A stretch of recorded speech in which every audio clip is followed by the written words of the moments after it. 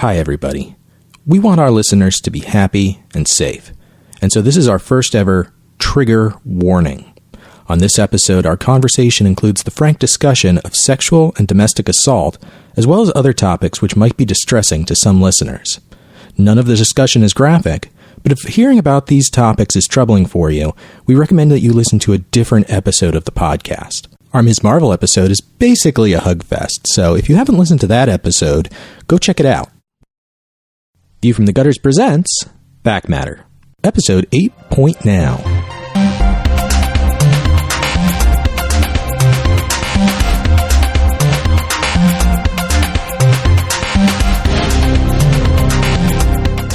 Welcome to Back Matter, the show where we discuss the wider world of comics and have conversations we don't normally have room for on our ordinary show. On this episode of Back Matter, we discuss the line between art and artist when an artist acts or speaks in a manner that violates your own moral code.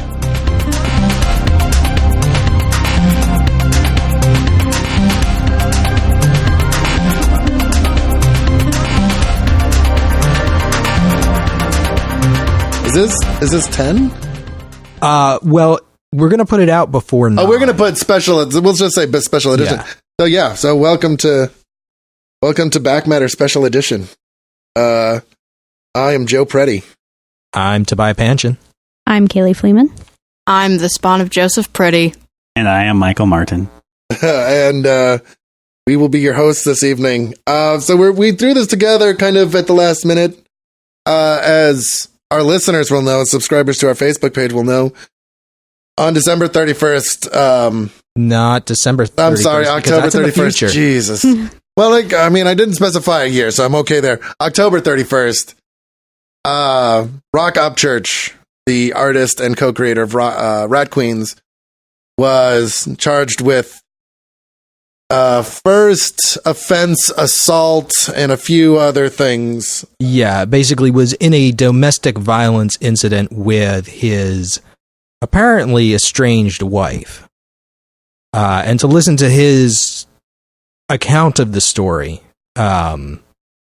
essentially he and his wife are separated on the road to divorce. They decided to get together to take their kids out trick-or-treating on Halloween.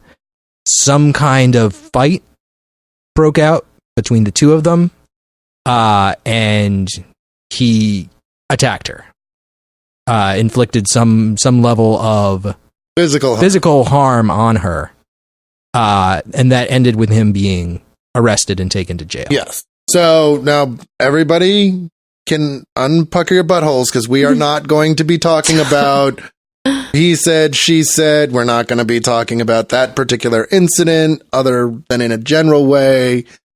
What I wanted to talk about was something that me and Toby had talked about.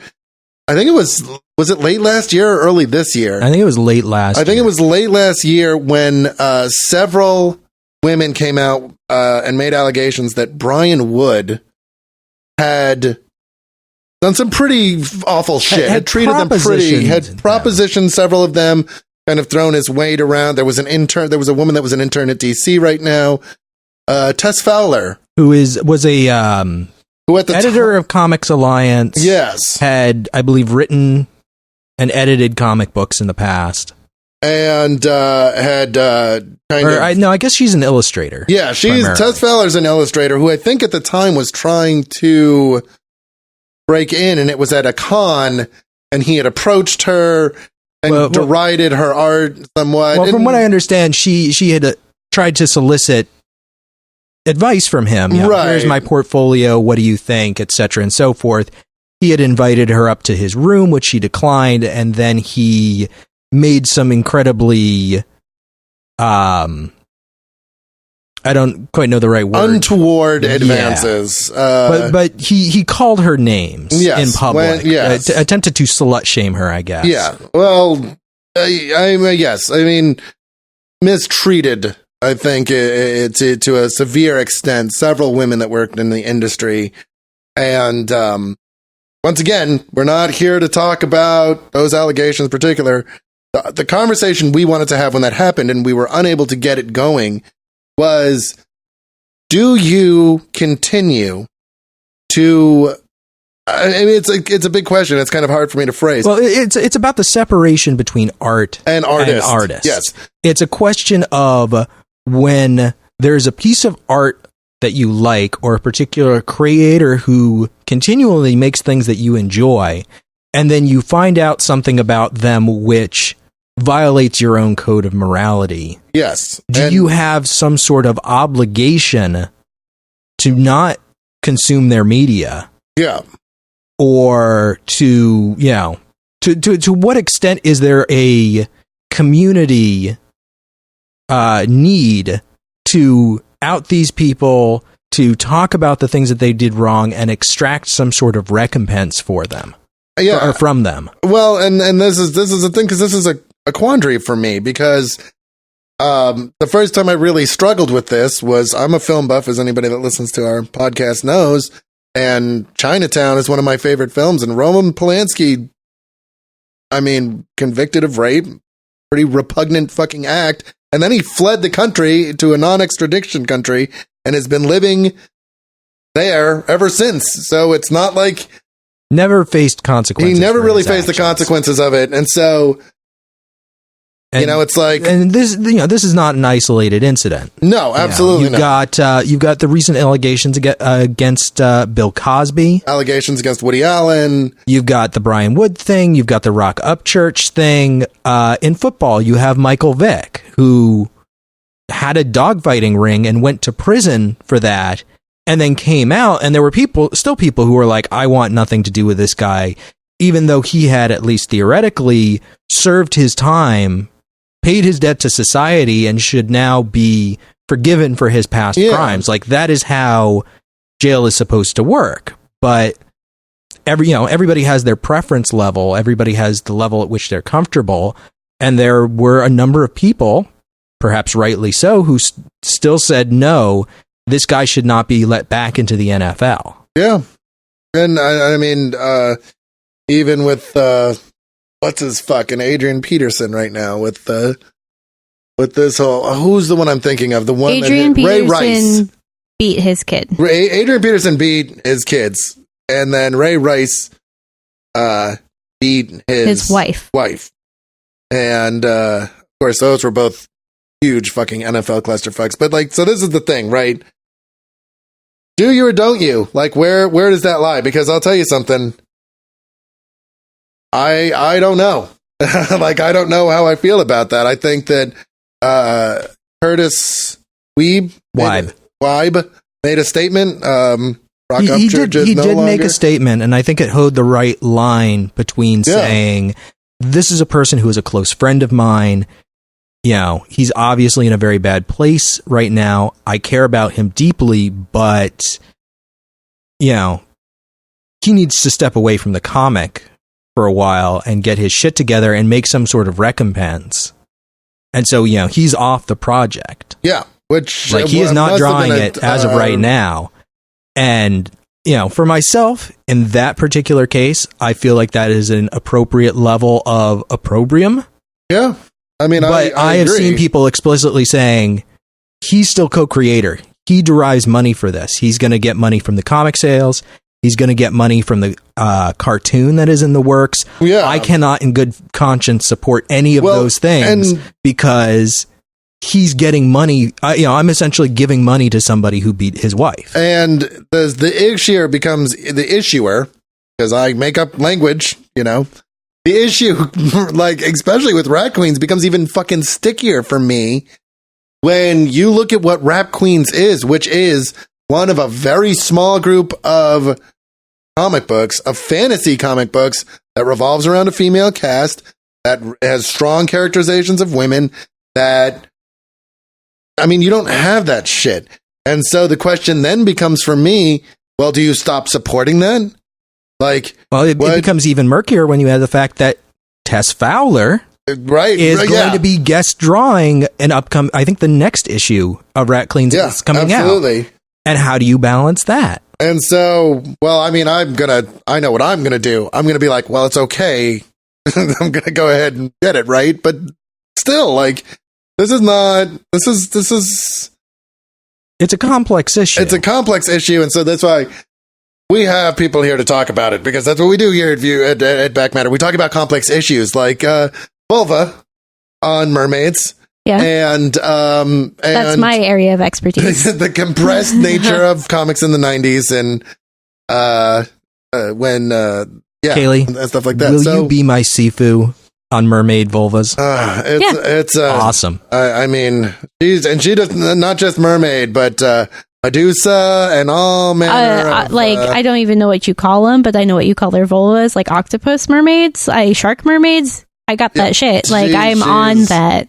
She has done the homework. She has vomited gallons of awful things so that she can share her knowledge with us. But so well, let's throw it open. Yeah, I mean, panel guests, what are your thoughts on this matter?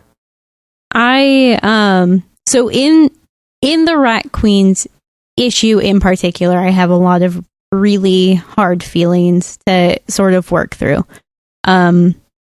I think this is an important aspect of feminism, sort of equal treatment, and I think we can look at this case as sort of a case of non-equal treatment or potential non-equal treatment, because it's a lot of he said, she said, and we don't know, and it's not fair to say the cops did the wrong thing by arresting him or they did the right thing by arresting him, because we simply don't know.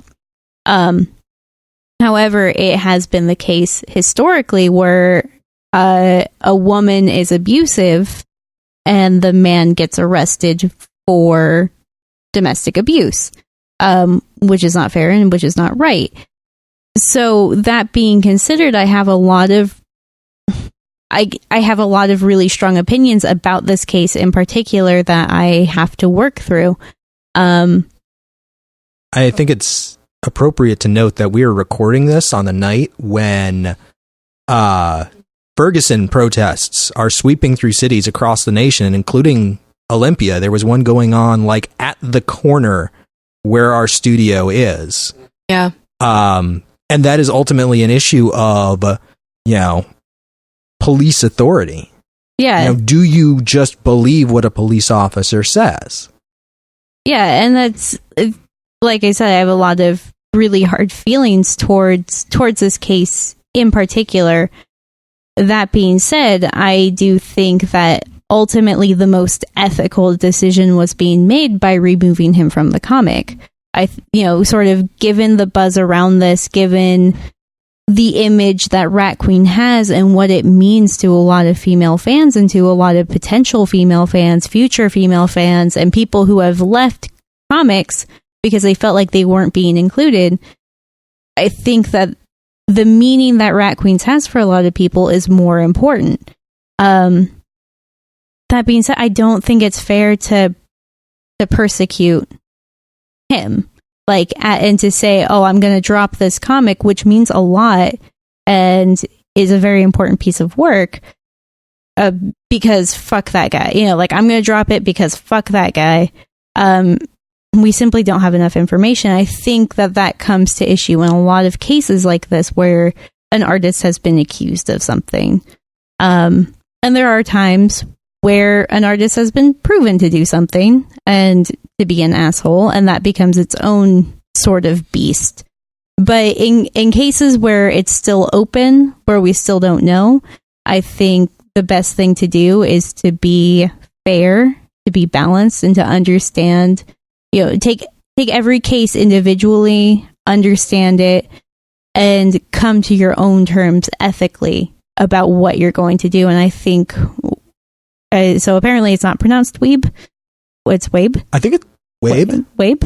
Okay. Wabe. Didn't we ask him? Yes, I asked him and now I don't remember. God damn it. God damn it, Toby. I'm going to go with Wabe because that sounds less silly than Wabe. I believe it's Wabe. Okay. So I think Wabe he's in a really tough spot, and I think he made the best decision that he could have for Rat Queens, for his fans, for survivors of domestic abuse, and for himself. And you can't fault him for that. And that's where I stand on this. I agree. I think it's more than just a PR move. I think it's more than just we don't want this kind of controversy associated with the comic name. This is a comic that has like a cast of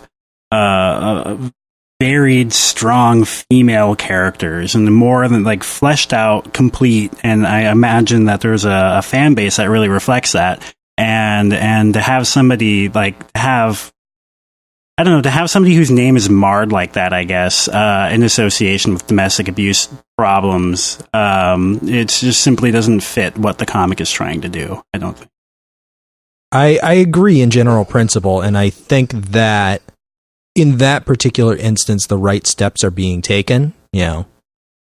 Rock Upchurch is obviously facing consequences insofar as, he's been arrested, he's been removed from his comic. We don't know that he's had any sort of history of violence before or that he will in the future.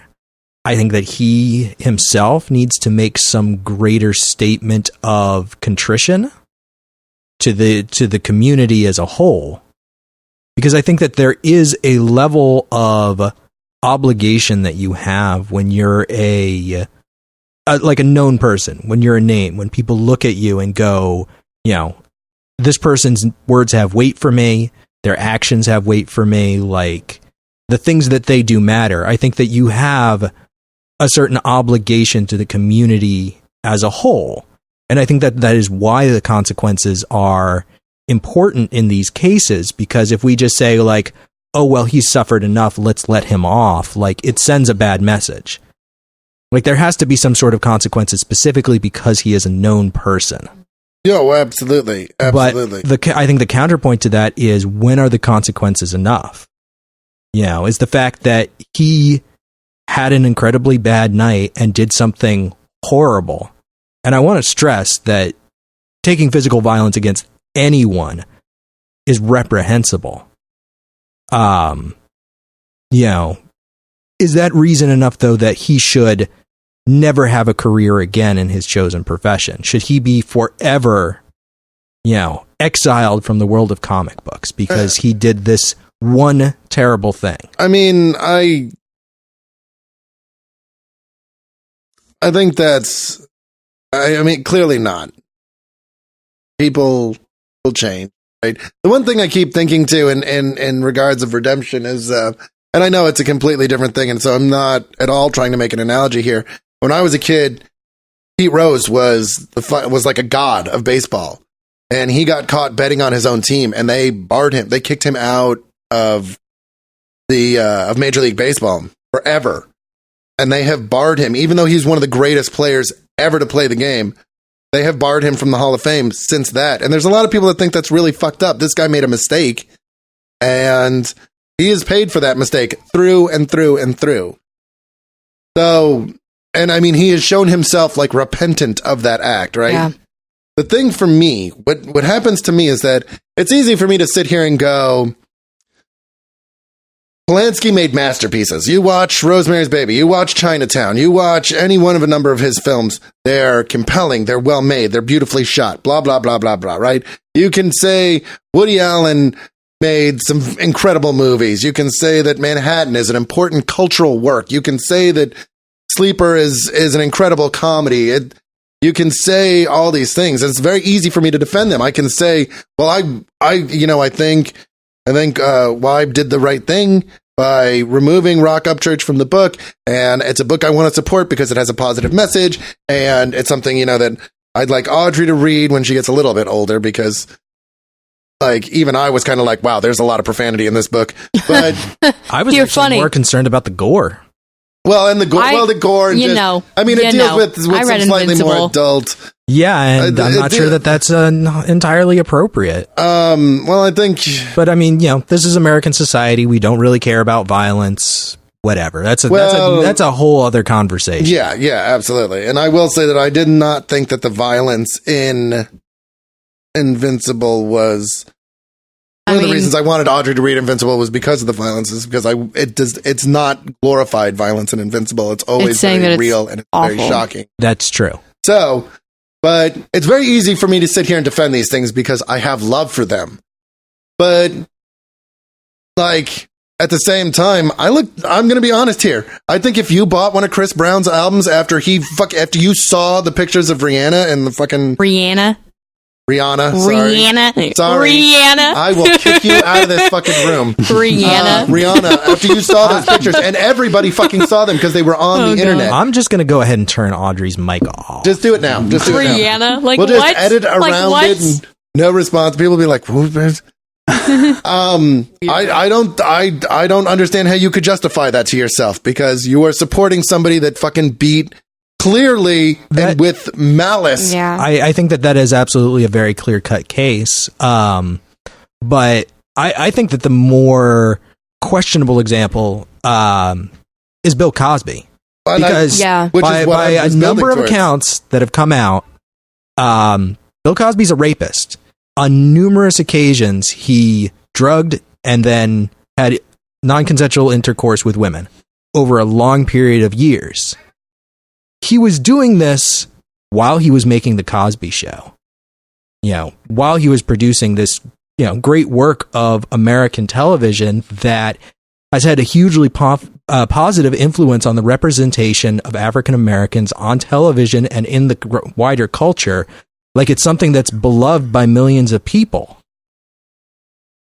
Do these allegations against him, which I have no reason to disbelieve, completely invalidate all the good that The Cosby Show as a program has produced, especially given how many people were involved with that program? Or is the fact that, he's done these absolutely awful, awful, awful things completely besmirch the name of that show for all time? That if you have copies, you should throw them away. If you don't have copies, you should certainly never buy them. You shouldn't watch it. You shouldn't talk about it. Like, do we have to exile that completely from the American consciousness? And that to me is an easier question. I want to hear what you guys have to say about it. That to me is an easier question to answer, because I look at somebody like Gandhi, who when he was young was a fucking racist. Was like out and out a racist. And people who've done great things for humanity have often had private life. And I mean, clearly I'm not equating, like, I once again, I'm not going to weigh in on the Bill Cosby thing. I think 16 women alleging the same thing. That's a little more than them just trying to jump on the fame train, But I think that I don't necessarily think that diminishes what the Cosby Show and what he did for that generation. I don't think that lessens it at all. However, I wouldn't buy fucking tickets to go and see him in concert right now, and that's kind of the thing that kind of itches my mind, right? It's like John Lennon is a great example of this. John Lennon fucking hit his first wife. I was going to bring him up. Yeah, he hit his first wife. This is a man that's fucking renowned for talking about peace and love and like understanding your brothers and like all this shit, right?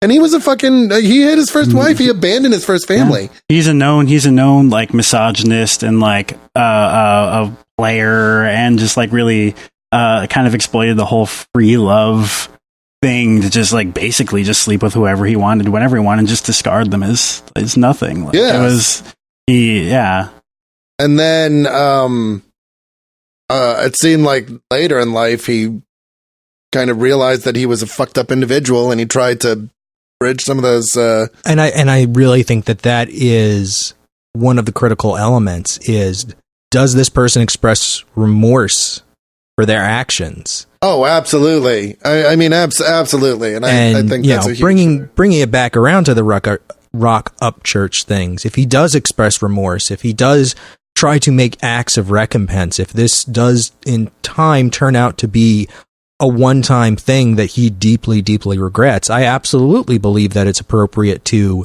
forgive him for that fact, to, welcome him back into the community, and for him to ultimately return to Rat Queens in some form. Well, I agree. Mm-hmm. And what I'd really like to see out of this is him speak out about his experience and what led him to it and things like that. Because I think Patrick Stewart said it, but it's been said before many times, right?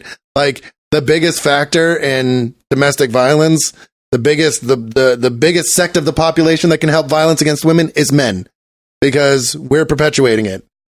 And if we're speaking out against it and we're calling out bullshit when we see it, that's going to we're going to take away the standing room for the people that think it's okay. Right. And I think for that reason, not only is it appropriate to forgive him, but I think it's necessary. Like if we want to create a society wherein men feel like they have appropriate channels to sort of turn their anger, and people can talk, they have people that they can talk to, and people who actively can talk back to them about, look, I know how you feel. I know how you feel in this society, and how our system of what a man should be wears on you. It's wrong, and it's not unnatural for you to have these feelings, but you need to channel them in a way that's healthy. And I think for that reason, forgiving people who show remorse is necessary. Otherwise, there's no room for growth. Right. There's a certain amount of unlearning that has to be done as far as like internalizing how men should approach women, and like whatever kind of violence that might be involved with that. But I definitely think there is like room to also discuss like the severity with which like what needs to be unlearned. Like if a guy's like beating on his wife, that's different than like, actually, I don't want to talk on hierarchy, so scratch that. I'm not going to try to place like severity of harassment on a hierarchy. That's totally fucked. And it's weird because you think that you can, and then you start to think about it. And you just simply can't. But I mean, this brings me back to kind of what I really wanted to dig into, which I think is it's a slippery topic, which is why I think we kind of keep kind of sliding off the sides of it, right? And to bring it to a concrete example, you know somebody, they want to get into sci-fi, they're really excited about it, maybe they just read a good sci-fi, but I don't fucking know, I can't think of anything off the top of my head. Your favorite sci-fi? Yeah, my favorite sci-fi story is probably Hyperion by Dan Simmons. I think that's a great fucking book, right? And like, do you not give them Ender's Game because Orson Scott Card is a fucking crazy homophobe idiot? Like, I mean, do you not do that? Because Ender's Game, by all rights, is a not only it's a classic of science. It's a classic science fiction. Yeah, it's like, do you not buy Supermarket, which we enjoyed on the podcast, has great characterization, a great female lead, because Brian Wood doesn't know how to fucking talk to women like they're human beings, right? Like, at what point does the moral imperative kick in and you go, I can't support that? Right. Especially when it's something you enjoy. And I think not even when it's something that you enjoy, but when it's something that means something to you. Absolutely. When a work has value to society, has value to you, because something that it moved in you, because some issue that it enlightened for you, or some personal strength that you didn't know you had that you since found after experiencing this work. Do you have to discard that? Like, and how much of it is how much of it is Ender's Game is a great book because it shows a lot of different issues. Spoiler alert, I haven't read it. Hunger Games is my jam. Honestly, I've read Ender's Game, wasn't super impressed. I read it like 11 years ago, like halfway through. I think it's a book that you have to read at a certain age for it to really impact you. Yeah. And if you don't read it by a certain point, it's just not ever going to matter. Mm-hmm. I totally skipped the movie, in part because Orson Scott Card is I did make that choice at the time. Like, he is a known anti same-sex rights advocate, or however the fuck you call that, a known asshole. And I believe the term I would use is raging homophobe. And I decided, that's like, he doesn't like people like me. I identify as queer, and I'm not gonna fucking watch this movie. No. Which I think is a fair, like, I went to see it, but I did not buy my ticket. which was my loophole. But I also was like, there was a whole hubbub. He was going to write a Superman title, and fucking people shut that down quick. Which, again, I think is appropriate. I absolutely think it's appropriate, but I still tangle, like, I guess to me, it's like, I can imagine some fan of Rat Queen who just read the most recent issue, they love it, and they're thinking about how it empowers them, they're thinking about how they've had a shitty situation, and Rat Queens maybe makes them feel maybe closer to normal, maybe empowered, better about themselves, better about their situation, and they read this article, and that all goes away, and they'll never be able to look at it again without remembering this. And like, I've definitely been through that, and that's shitty. But like, I mean, at what point can you reclaim that? I guess at what point does it's a very personal decision. It's something that, like, we can't sit here and tell you, like, no, you shouldn't support works that the creators have done morally questionable things. This is something that you have to struggle with yourself. And I think, in part, that's why it's so hard to have a conversation about it, because it's deeply personal. Yeah. Rat Queens means a lot to me. And I think even if Rock Upchurch had stayed on staff, I think I would have to kind of wrestle with that feeling. But I honestly think I would continue to read it because of what Rat Queens means to me. Maybe I'd find a loophole in that I would just download the comics instead of paying for it. Well, I think that ties very closely in with what Joe and I were just saying about Orson Scott Card and Superman. And I really wish that Andrew Chard were here, because we were talking about it yesterday. And he was all set to argue the opposing viewpoint that it doesn't matter, because while Joe and I were saying, oh yeah, we think it's fine that he got basically harassed off that book by fans, there were a lot of people who were saying, why does this matter? Like, why do his personal beliefs matter? Yeah. There wasn't going to be anything like ragingly anti-gay in the thing that he wrote.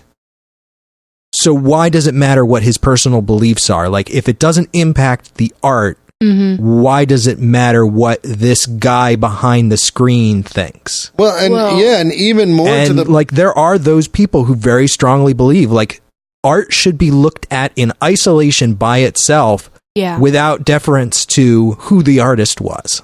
And I think, though, Audrey kind of surprised me, because I picked her up from school today and she said something to me, which I want you to say now. When I told you about this, do you remember? No. I was telling you about what the podcast was, and you said, oh yeah, you separate the art from the artist. Yeah. Well, I mean, okay, so when this summer I went to go visit my grandma and grandpa in California, and I ended up, I don't know how we got on the subject, but for some reason we just started talking about how Woody Allen was accused of those things. And not only accused, but I think, I have no idea. He was accused by his I believe stepdaughter. That there was an out-of-court settlement. Well, I mean, there was a lot. Long story short, I think the cautionary tale on the Woody Allen thing was that wasn't whether or not he did it, but that a bunch of people jumped to fucking immediately blaming Mia Farrow. Mia Farrow and her daughter, whose name escapes me right now, and about it didn't become about, hey, we need to have a conversation about male privilege and about the things that we let famous people get away with. It immediately became another, oh, well, look at that manipulative bitch, and she used that girl against her, and she's awful, and blah, blah, blah. I think it's Dylan Farrow. Dylan Farrow. It is Dylan Farrow. That's very good. Right. And nice job, kudos Toby. to you, sir. Kudos to me, because I apparently was like completely ignorant of this until like 8 months ago, or whenever it was that Dylan Farrow published that article about it, and I actually read about what happened, because I was young enough that I like completely missed this when it was going on. And that's the thing, is like, I'm sorry, go ahead, but continue. So you guys were talking about Woody Allen. We were talking about Woody Allen, and I was talking about how no matter how hard it is, I like to think I separate Woody Allen from his movies and his acting, because before I knew that, I loved his movies and I loved his acting, and I loved how he played these like anxious, incredibly like anxious and Jewish characters, because I could like kind of not only like relate to them on how I think, but just they were just amusing to me. Well, he's a brilliant actor and director. Aside from the fact that he may also be a pedophile. Yeah.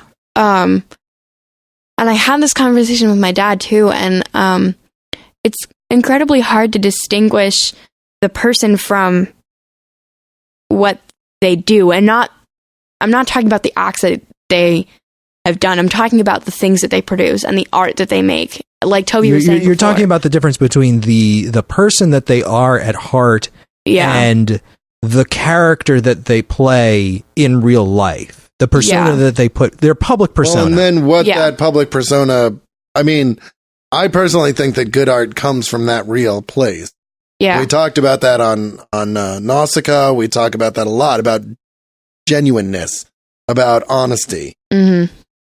And that's the thing, is that this is such a nuanced issue because art is nuanced. Absolutely. Because I think that there is a spectrum of contexts, from the art exists alone, separate from all other things in the universe, to absolutely everything matters. Yeah. And it's not necessarily what one point on that spectrum do you fall on, but all of the different points on the spectrum simultaneously in aggregate. Yeah. You know, because you can look at it from one perspective, and then you can move and look at it from another perspective, and both perspectives are equally real.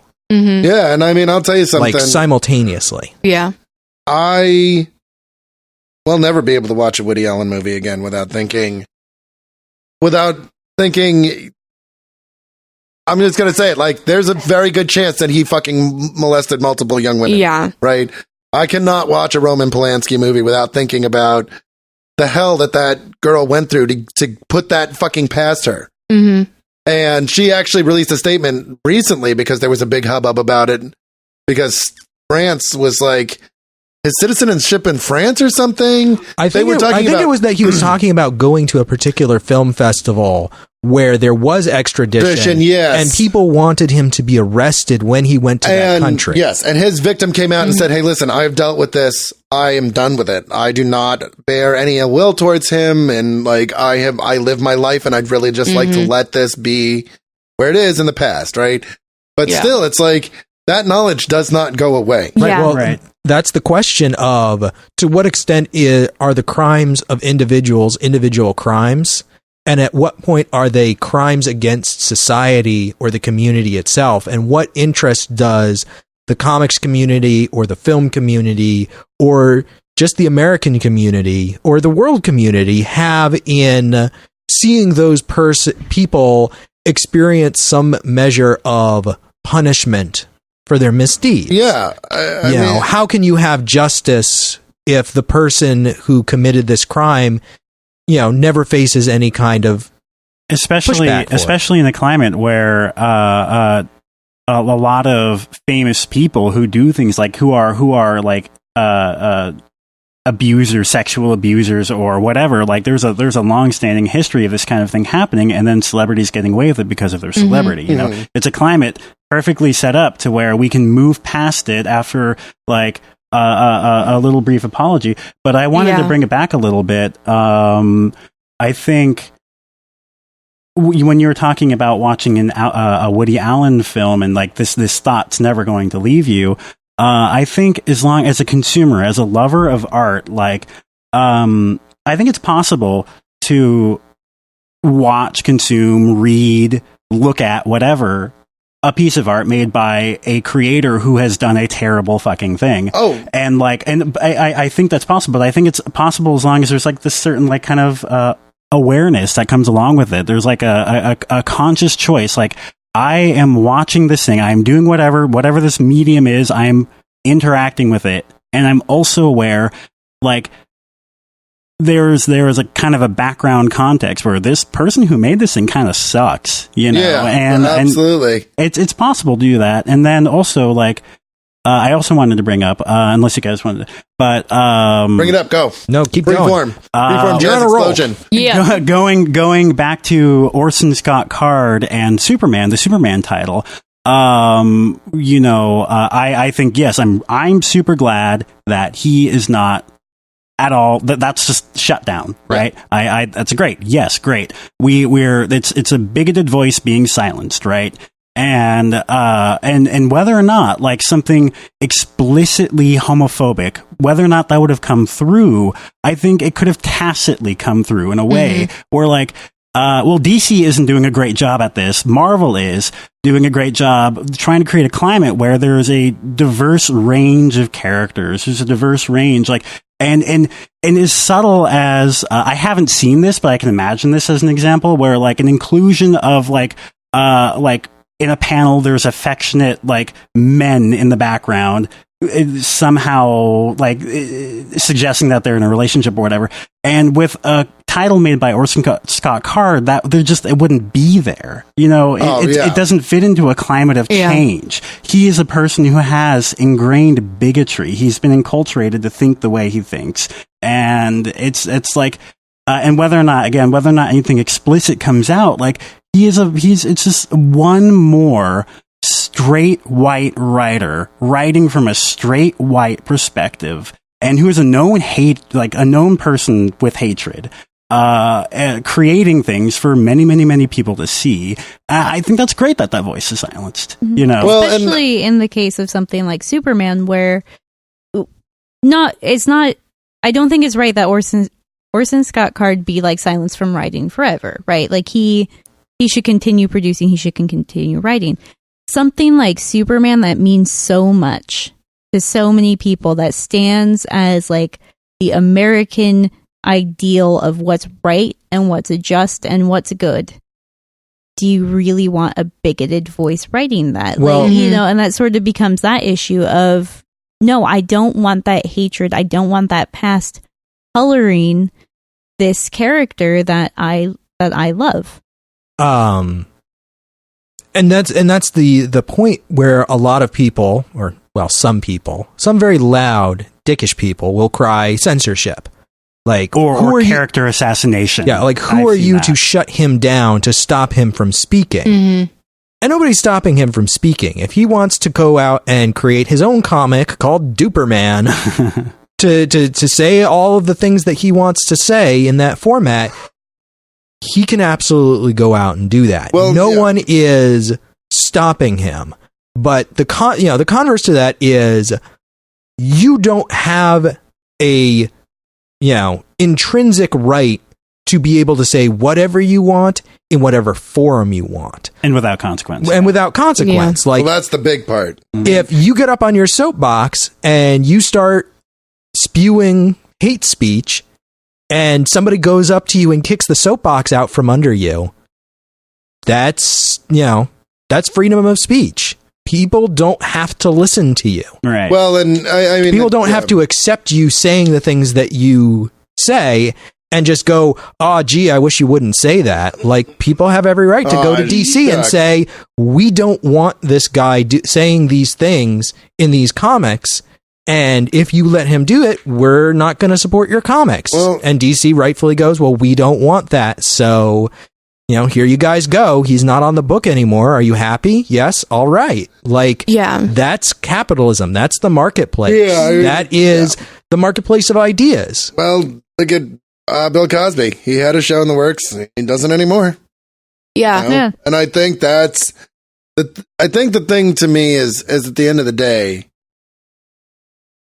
I agree with you, Michael. I think that what it comes down to is that there are always going to be the fact that Woody Allen is most likely a child molester will not diminish my enjoyment of Sleeper, but it does bring up the fact that we need to have a conversation about the fact that because he is rich and white and male and is in a position of great power, that he was most likely able to get away with something.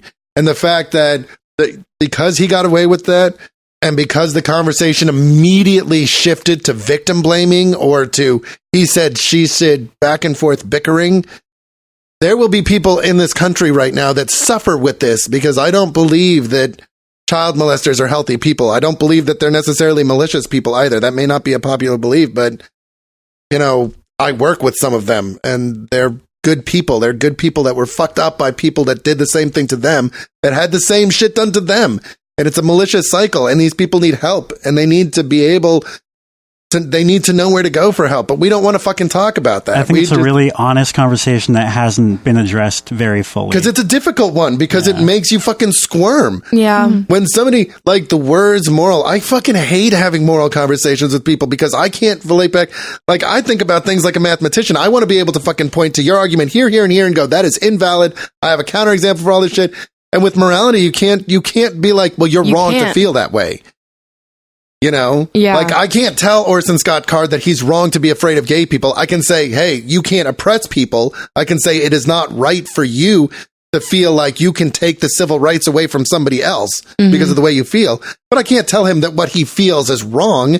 Because that's the way he fucking feels, right? I can think he's an asshole for feeling that way. And I think he can be endlessly shamed for it. Well, yeah, but the thing is, though, is that I struggle with that because I think... Because I don't want to be... Rush Limbaugh calls his followers ditto heads, and I fucking hate that, and I never want to be that. Even to the other people that I think... to other people that think, like, I know some very intelligent, well-spoken people, and they all pretty much feel the same way that I do about the big picture. But, like, it is important to me to be critical about the way I think about things. It is important for me to check in with my beliefs and ask myself why I believe the things I believe and make sure it's not coming from a place of fear. It's important for me to confront my idealism with rationality. And because of that, while I'm glad that Orson Scott Card isn't writing Superman, I also feel like there's a point where, like, I feel like because he believes a certain thing and that affects him getting work, then that's his problem for believing this certain thing. Because, like you said, it's the market, right? But why the fuck didn't that happen to Woody Allen? Why is Woody Allen still making movies? And why the fuck is why are people still buying Orson Scott Card novels? Why is Brian Wood still working in the industry? You know, like all these shit. And it's like, there's 1,000 reasons. It has to do with the systemic and institutionalized nature of racism and sexism. It has to do with a bunch of shit that we talk about a lot. And I really, really hope we get another fucking SJW comment about this conversation, because I fucking love those. You guys are so, you anti-social justice people out there are so fucking cute. Let me tell you, you're fucking adorable, and you're also morons. You're adorable little morons. Dad, they're not morons. Adorable little morons. They're not morons. They're scientifically illiterate. They're worse than that. But I think that's kind of where I still don't know how I feel about this. I'm not going to know. Well, you know, I'll be able to justify to myself. I'm wrapping up. Go ahead. I'll be able to justify to myself watching a Woody Allen movie because I enjoy it. I'll be able to justify to myself thinking badly of people that buy Chris Brown albums because I fucking hate him, right? But at the end of the day, the conversation is the important thing, right? Like, regardless of whether or not, we need to be able to look at people and go, oh, you like Chinatown? Yeah. But Roman Polanski, fucking rapist. Should be able to really critically assess our media. And that's part of the whole social justice warrior thing. It's not about being a social justice warrior. It's about critically assessing what you are consuming. Yeah, absolutely. And calling out bullshit when you see it, regardless of the fact that it's uncomfortable. Yeah. Today I had to have a very uncomfortable contact with somebody, or uncomfortable conversation. It was a brief one, but with somebody, and I don't want to name names because they may very well listen to this, but it was uncomfortable because something came up, which is a hot button topic, especially right now. And I could not stay quiet about it, but I could also not just be like, rah, rah, do my Joe thing, right? Because you can't fucking do that all the time. Yeah. And so, but I had to fucking call it. I had to say, this is a thing.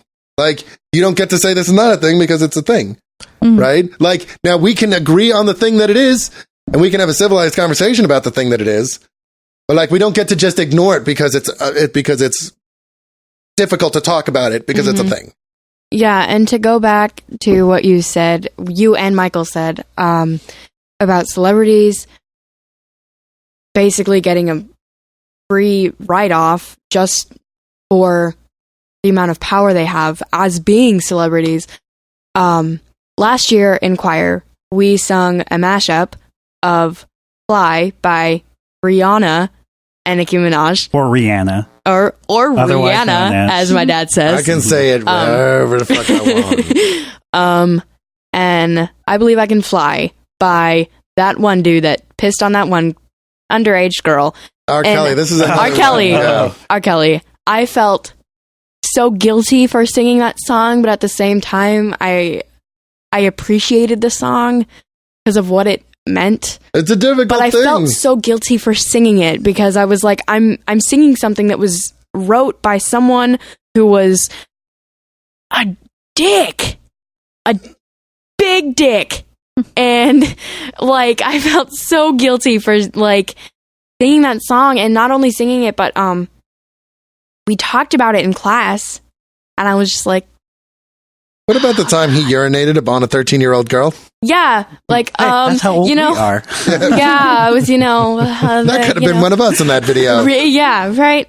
And the other thing with with Bill Cosby, and what Toby said very early in the episode was, if you should not buy any more Bill Cosby show, or burn the ones that you have, burn.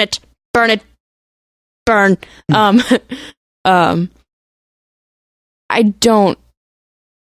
This is my decision. I'm making. No, because it's hard to separate the person from what their art, but it's also, the guy on the Bill Cosby show. I don't watch the Bill Cosby show, but I know people that do, and I don't think Bill Cosby was Bill Cosby on the Bill Cosby show. I think he was Cliff Huxtable. No, he was Huxtable. On the most recent Saturday Night Live. I think it's Michael Shea. Oh yeah, the guy that took over Weekend Update. He said something that was really fucking poignant. Yeah, and he said he was talking about the allegations. He said, "I don't know Bill Cosby, but I was fucking raised by Cliff Huxtable, and I don't know if I'll probably never I don't care about forgiving Bill Cosby." But someday I might be able to forgive Dr. Huxtable. Yeah. And that was fucking powerful to me, because that's the level of shit we're talking about here, right? This is not the Cosby Show, not just a fucking TV show. It was one of the few shows that I watched with my entire family growing up. Yeah. Right? Rat Queen's not just a comic book. And we see time and time again how media affects people on a deeply personal level and a deeply emotional level. And that's why I think this is such an important issue. And I think regardless of whether or not you choose to support whoever, that conversation still needs to happen. And people need to be able to admit to themselves what the people they idolize are capable of doing. Mm-hmm. And I think that is the most important part. I think it is possible to watch and appreciate a Woody Allen movie and believe that Woody Allen did terrible things, and hold those two contradictory ideas in your head at the same time, as long as you're willing to talk about them and go, this person is both a brilliant director and a piece of shit. Yep. And be able to accept both of those things at once and not go, no, only one of these things can be true. And one of the things that I really enjoy about doing this podcast with all of you is that it forces me to challenge my assumptions and to present my point of view and back it up and be able to say, you know what, I was wrong about this. I didn't consider this. I have this opinion, but this other opinion is equally valid. I think that it is incredibly important to challenge your own views. Not just once, but over and over and over again, and go, am I in the right place on this? Is it possible that I'm wrong? And I had another thought, and it just completely escaped me. That's all right. Okay, it'll come back around. I think you were going somewhere great. I think that's at the end of the day. Wait, I got it. Okay, I was stalling for you. I think I touched on it earlier, but just that. As long as we're willing, it's important that we talk about these things and that we have these kinds of conversations, and that we have these kinds of conversations with younger people, and that we don't pass on that vicious cycle, that malicious cycle that, one generation fucks up the next generation by their actions, or by the things that they say, or by the things that they don't say. Nobody's born a racist. No, absolutely. You learn that. Racism is taught. It's learned. Sexism is learned.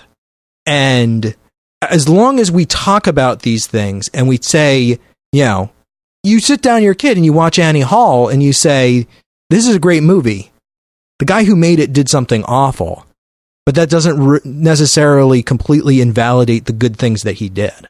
No, absolutely. And that's, I think at the end of the day, that's what you have to come away with. Right. And I think that ultimately that's the point that I'm on. And I just shared Rat Queens with my girlfriend, who has only read a very few comics. And like a week after I handed it to her, was when this Rock Up Church thing came out. And there was a part of me that wanted to call her up and say, hey, that thing I handed you, don't read that. And I didn't do that. And once she's finished reading it, because I don't think she's gotten into it yet, I'm going to have a conversation with her about this. But just because he did this terrible thing, it doesn't invalidate the good that exists in the art, as long as you're able to look at those multiple contexts. Because there is no the context. There's only a context. Yeah. And as long as you can look at these things in those contexts, I think there is a level in which it's acceptable to go, I still want to appreciate this thing. Absolutely. And although, it's equally valid to say, I don't want to support the person who's making this thing. I think that's... I don't want to buy the Cosby Show DVDs because that's going to put money in Bill Cosby's pocket. Absolutely. Once he's dead, then I'll buy it. Yeah. I think that's a fair assessment. I also think the thought of you calling your girlfriend and going, don't read that book, and just hanging up. It's a race against time. That's really that's what you should have done. It's just been like, don't read the Multiversity #1. It's a haunted comic book. This is something else Kayleigh is an expert in: haunted vaginas. Yep, that too.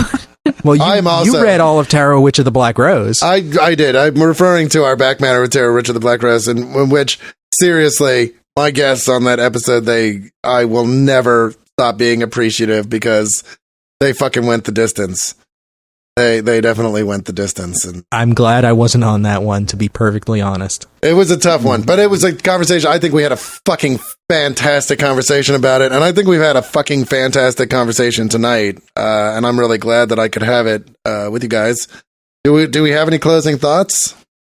No, I'm good. I guess and the only closing thought I really wanted to have, oh my god, is yes, appreciate the art. Yes, you can appreciate art created by creators who are essentially terrible people who have maybe not even terrible in character, who have done terrible things, whatever, but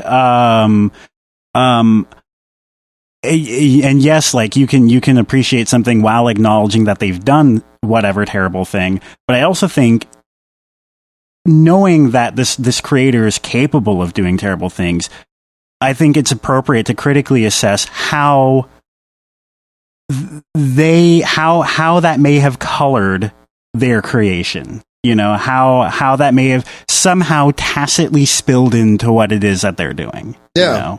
Yeah, I know, and I think that's a fair point. And it's acceptable to vote with your dollars. Oh, certainly, God, please do. What Bill Cosby or Roman Polanski or what any of those people might have done will color the way that I perceive the media that they have created previously. I think it's also valid to say, I'm not going to support the things that they do in the future. Yeah, I'm going to recuse myself from that, and I'm going to support people in doing the same. It's okay to say, no, don't let Orson Scott Card write Superman. I'm not going to buy it. Yeah. Fuck that. Am I happy that movie totally flopped? Hell yes, I am. Well, I think everybody should be happy about that. Yeah. I think at the end of the day, I think the most important thing to me is remember that people are people and they come from fucked up places. It doesn't matter if they get up and work a 9 to 5 or if they make $1 billion movies. People are fucked up. People are people. And that's the thing.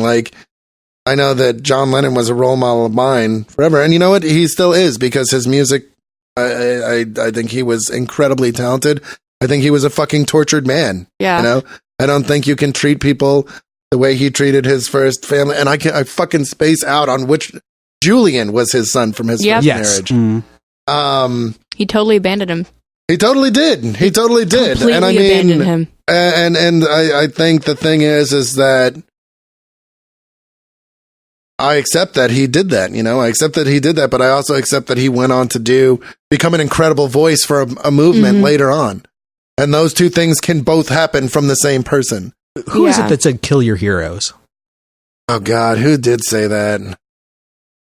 I don't know, but I mean, I think it's important to recognize that just because even they're great artists are still human beings at heart. Yeah, I mean, and as I was just pointing out to somebody earlier today, and I mean, this isn't a bad thing, it's just a fact from history that I fucking love. Benjamin Franklin was totally into MILFs. Oh, dude. And he loved 100% of the day. Well, something Chard would appreciate me saying, because we're both fans of the Robert B. Parker Spencer books. Spencer fucking says it all the time. Somebody be like, oh, he couldn't have done that. And he goes, Hitler loved dogs. Yeah. Nobody's looking at Hitler and going, I bet you he gets along really well with dogs. You know, but no, it just goes, I mean, the greatest and the worst people in the world are all human beings. They have their flaws. And we certainly, I think, hope that Mr. Upchurch gets whatever help he's needing. Except for me, I'm perfect. I mean, you're funny. Yeah. I want to see how Rock Upchurch goes about his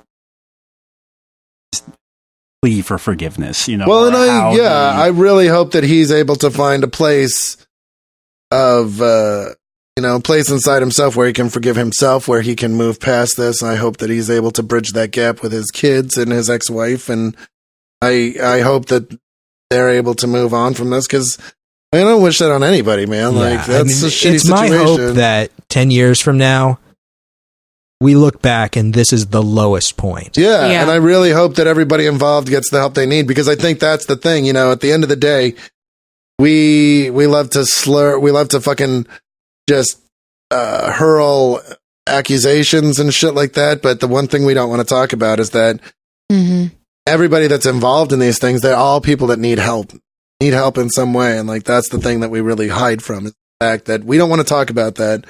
There's a school shooting, we want to talk about gun control, and we want to talk about whether that's right or wrong or blah blah blah. We don't want to talk about the fact that the person was doing this was in an anguish of some sort.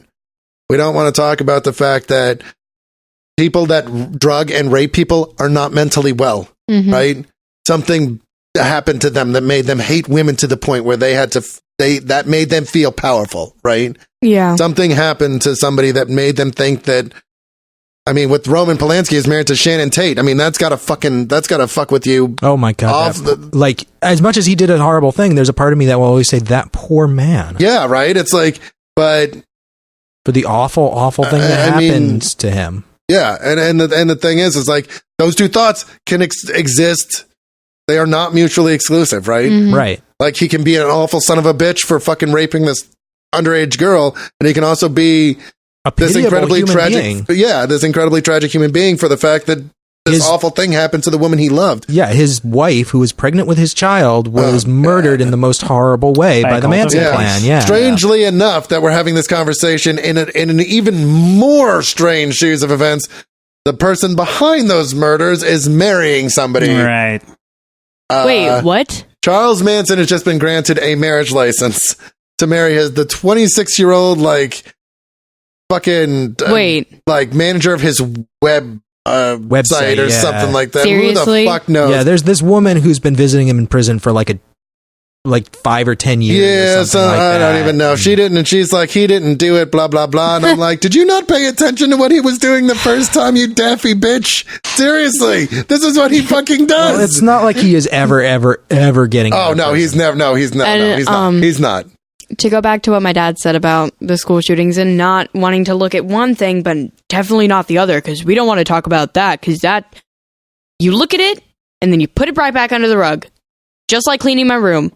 I look at it. I'm like, nope. Should you be telling me this? Because I'm going to go and look under your bed. No, there's nothing. But anyway, ignore the glow coming from under the bed. Yeah. Oh, look at it and then put it back under. Don't think about the dog park. Don't go to the dog park. Don't go to the dog park. Dogs are not allowed in the dog park. People are not allowed in the dog park. Do not look at the dog park. But one of my favorite quotes that I will forever live by is guns don't people. Guns definitely don't people because they're guns. Yeah. Guns don't kill people. People kill people. And there's a reason why that person killed that other person, and you have to get to that and look at it. You cannot. But that's too ignore hard. It. Yeah, that's another Nightville reference. Guns don't kill people. Yeah. People kill guns. Oh, damn. My favorite one is the guns don't kill people because we are all mortal beings of light. Yeah. all immortal beings trapped in shells of flesh and meat. Or houses of meat and something or other. But, anyway. Yeah, I mean, I think... So, yeah. We cobbled this together pretty quick, and I think we're recording this on a Tuesday, and I think it'll be up by tomorrow. The regular episode is going to come out on Wednesday, so this will drop on Thursday. Kill him. And then on Saturday, our regularly scheduled Back Matter will go out with a very special guest who will go unnamed. Unnamed, yes. We're not. No, I would not spoil that. But so yeah. So let us know what you think about this conversation. It's me. I'm the special guest. I interview myself. Toby's very special. Toby's second personality comes out. His name is Frederick Arbenarzen. His name is Hyman, the baker's boy, and he's just a pleasure. The complete opposite of Toby in every way.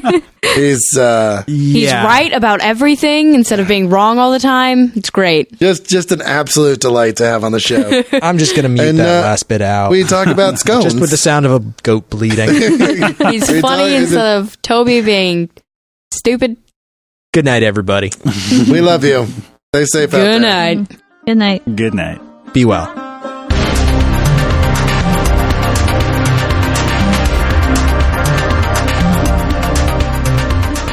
Thank you for listening to this presentation of View from the Gutters. View from the Gutters is featured on theouthousers.com and the Comics Podcast Network. Keep up to date with everything that we're doing on our website at viewfromthegutters.com. Follow us on Facebook and Twitter. And if you enjoyed the show, please leave us a review on iTunes, as it does help new listeners find our show. Thanks for listening, everybody. And as always, keep reading.